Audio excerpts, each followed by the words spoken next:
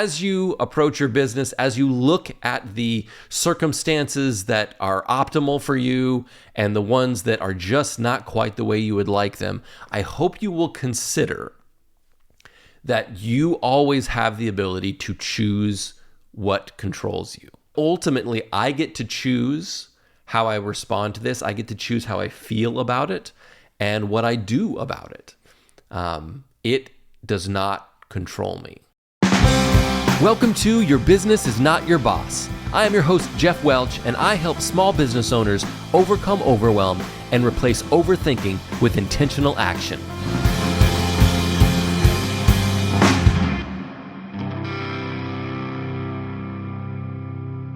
What is up? Welcome to episode 42 of Your Business is Not Your Boss. I am your host and small business coach, Geoff Welch, and today we are going to be talking about an epiphany I had while playing cards with my wife. I like to think of myself as a bit of an observationalist, somebody who sort of looks at the world around them and is trying to find, connections and metaphors and analogies to share to maybe help you as you are processing the life of a small business owner. So, something like playing cards with my wife, there's always a chance that I'm gonna, have some sort of annoying insight while that happens and drive her crazy. But, that's what she married into, right? I'd like to say she knew what she was getting herself into, but we were pretty young. She probably didn't know it at that point. But thankfully, she's very adaptable, and we still get along quite well in spite of the fact that, I can be a lot sometimes. Before I get into the episode, I do want to remind you, it's actually a new reminder here. This is a brand new moment here. I have a new PDF to share with you. We are headed into 2025. We are just like on the glide path into 2025. And this new PDF, 3 questions every small business owner should answer before the end of the year. It's a little bit of a mouthful, but it is designed to help you position yourself as you head into the year to make 2025 a year where you really get more of what you want from your business. Instead of spending your time feeding the machine, instead of spending your time doing what your business wants you to do, sometimes we can get in that trap where we feel like we work for this machine as opposed to it working for us, it being something we have built, we have constructed to get more of what we want out of it. So this is going to give you 3 questions that will help prime you for that, to really consider, how do I get more of what I want from my business in 2025? And oh, by the way, some of you will have the chance. I mean, everyone will have the chance, but some of you will actually get to do a free 90-minute coaching session with me to really dive into that, to dig deeper into that and get you set up on your feet to go. Okay. So I hope you will grab that. That is at jeffwelch.com/questions. jeffwelch.com/questions to grab 3 questions every small business owner needs to answer before the end of the year. It's free. I think it's going to really be a powerful tool for you to hit the ground running. I mean, I'm not a big believer in the idea of this calendar year thing, but I mean, it's a pretty, monumental moment for a lot of people in terms of like turning the page on the year that was and heading into the year that is coming. So I will provide that in that time construct. Okay. So today I want to talk to you about playing Jen with my wife. I actually want to go back a few years before that because this is connected. I have been a Yankee fan for most of my life in some capacity. So here's the long story. When I was, what I'm going to guess is 6-ish, something like that, somewhere in that neighborhood, I got my first Yankee hat. And it wasn't because of baseball specifically. It's kind of funny. I got the hat and then became a fan of the sport and the team. I guess I do things backwards. But I was a fan of Magnum PI, who some of you are thinking right now, that still doesn't make any sense, because what does that have to do with the Yankee hat? Well, Magnum PI wore a Tigers hat, which was a navy blue hat with a white letter on it, a sort of decorative white letter. And so I went to the store at a young age with my dad and said, "That's the hat." And he said, "No, it's not." And I said, "Yes, it is." And he said, "No, it's not." And in typical Geoff fashion, I mean, I got what I wanted, right? Like I found a way to get the thing that I wanted. But he was right. It was not the right hat. So I was this close to being a Tigers fan. So I got the Yankee hat and have worn a Yankee hat in some capacity. I almost wore it today, but we have senior pictures with my daughter later today, and I'm gonna try to not have to redo my hair today. So, but I've worn that for years, and at this point, 40 plus years. And then at some point, it kind of kicked in when I was younger. I don't know if I was really into watching sports on TV for hours when I was little, but once I became a teenager, and I mean, it didn't hurt that in the 90s, the Yankees got real good. That I'm sure made it a little bit easier, but I can remember some of those teams that were less good.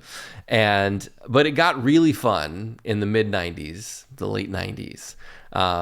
And so after winning 4 World Series in 5 years, which still sounds insane, that's the craziest thing to me. Now, I know that there were Yankee teams of old that were very prolific, but in this day and age, the idea of winning 4 World Series in 5 years is bonkers.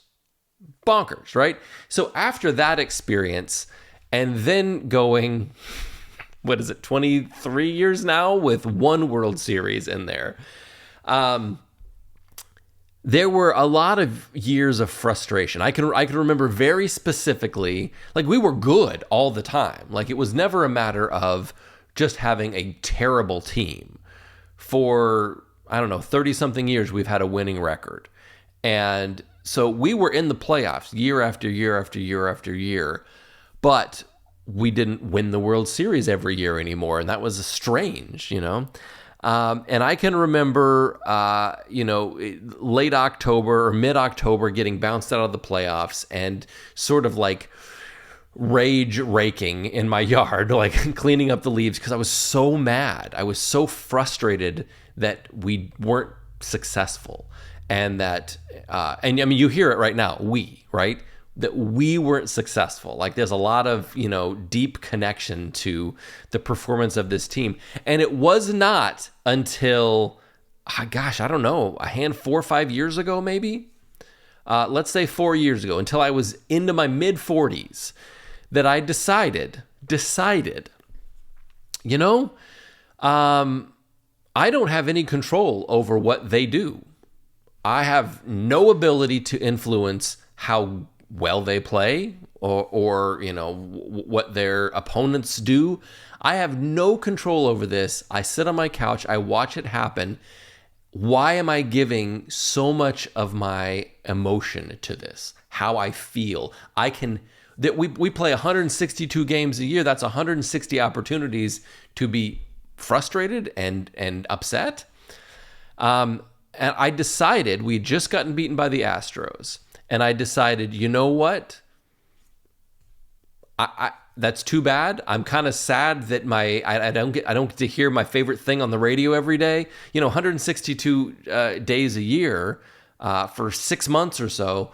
You get to listen to it on the radio every day. You get to watch it on the TV every day. It's my soap opera, right? It's the thing that I follow on a daily basis. And you kind of miss that. You miss your favorite show being over, right? But that doesn't mean that I have to be frustrated or angry because they didn't perform the way I hoped they would.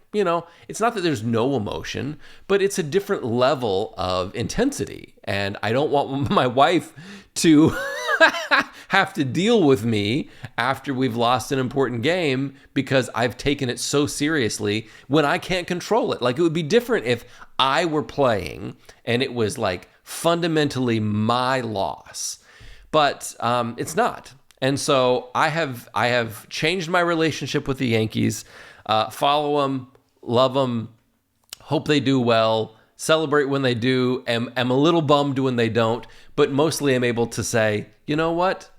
It's a game. This has nothing to do with me personally, and I got to enjoy it. So there have been a handful of games this year that we've lost, that the tying run has been at the plate at the end, and we haven't been able to push, that tying run across.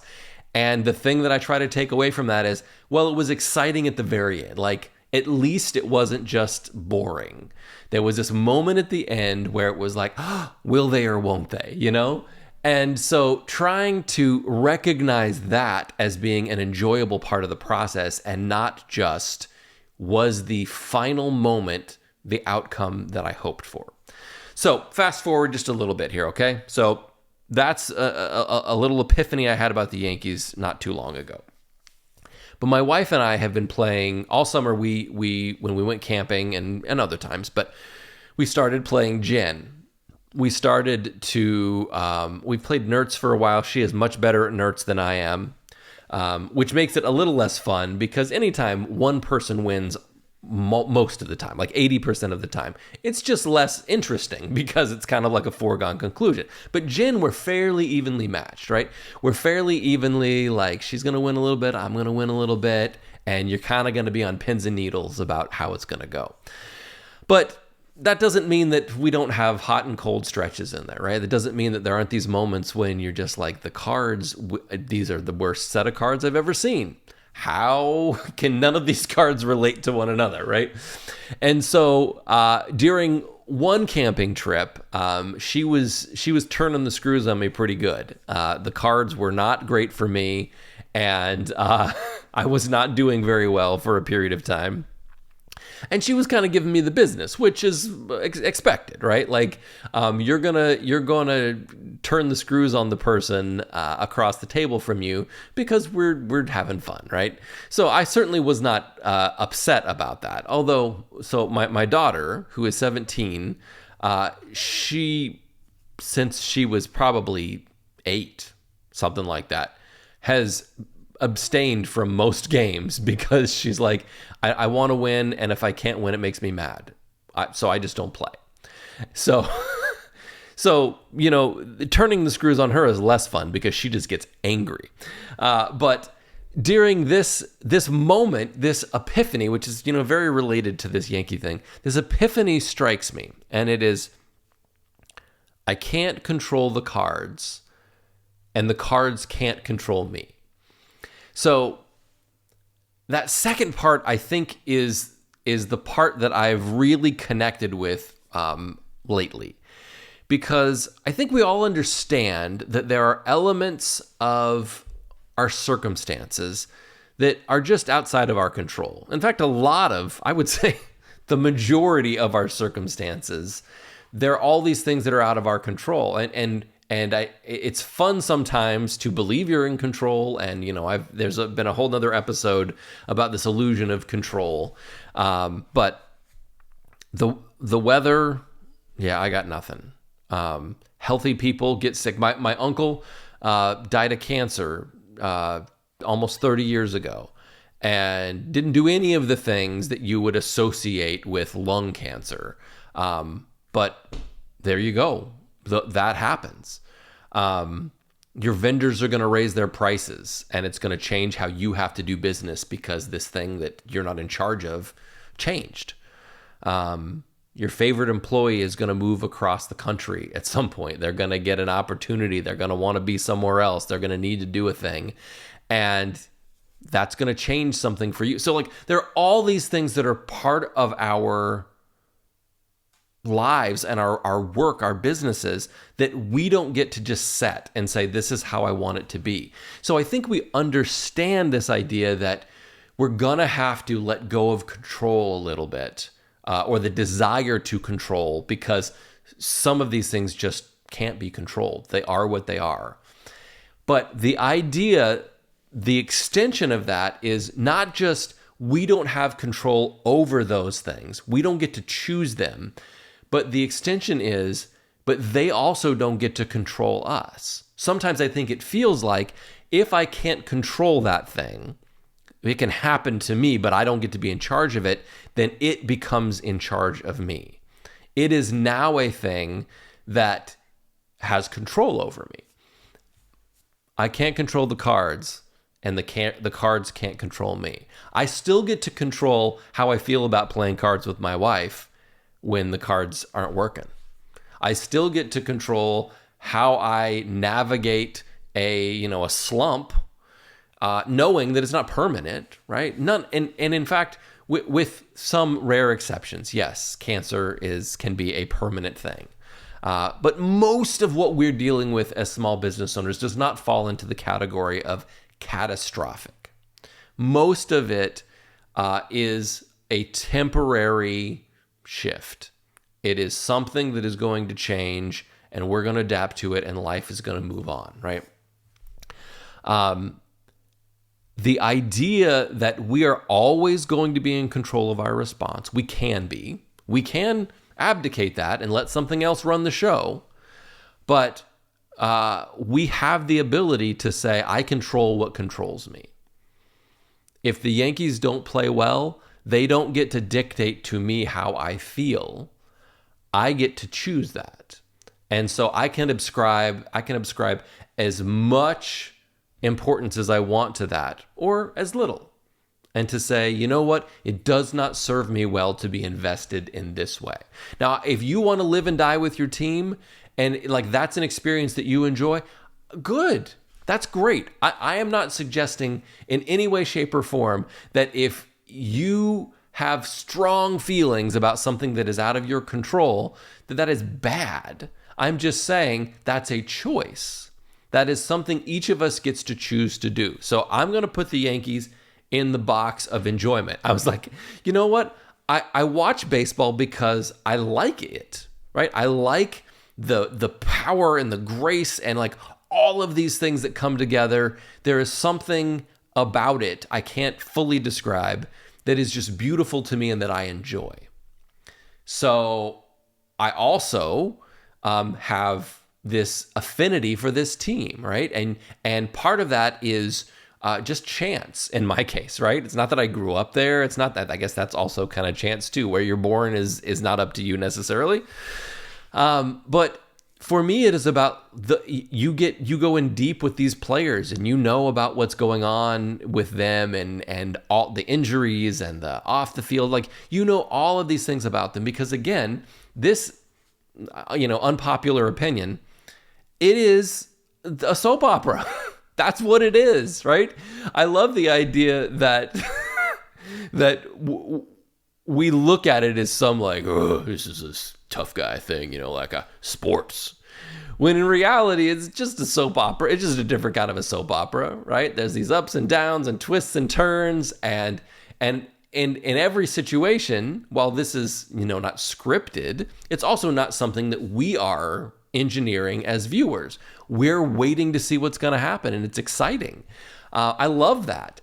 So I want to be able to enjoy that and to be able to get all the entertainment qualities out of it without also then trading and saying, but if it doesn't work the way I want it to work, the way I'm hoping, the way that I'm holding on with both hands and hoping that it turns out, that I can't have enjoyed any of it. And I don't want to sit across the table from my wife when we're playing cards and be pissed off because the cards aren't working the way I want and she is winning. Well, I mean, the point isn't to, that sounds bad, to be victorious over my wife. There's another way to phrase that that sounds very different. The point is not to conquer in this game. The point is to have fun and to tell stories and to laugh and to enjoy one another. I'm not going on like the Gin World Tour. I don't think that's a thing. I want to have fun and enjoy this. And so sometimes part of that is going to be, you're the GOAT. You're the person who is not doing well while the other person is. And you can choose in that moment whether or not your response is to be frustrated and angry and upset and not enjoy yourself, or to say, I can't control the cards, and the cards can't control me. I get to make a choice about how I proceed. So as you approach your business, as you look at the circumstances that are optimal for you and the ones that are just not quite the way you would like them, I hope you will consider that you always have the ability to choose what controls you. You have the ability to give importance to this, that, or the other, and to say, these are the things that I'm going to regard as most important. And where you place that is going to affect your experience. It's going to affect how much fun you have. It's going to affect how hard things are. It's going to fundamentally change your experience with your business. So I hope that instead of saying, well, these are the cards that I have, so here's how I'm stuck, this is what I have to deal with, you'll say, here are the cards that I've been dealt, and here's what I'm going to do with them. Here's how I'm going to make the best that I can with them and try to engineer a better situation where I can. But ultimately, I get to choose how I respond to this. I get to choose how I feel about it and what I do about it. It does not control me.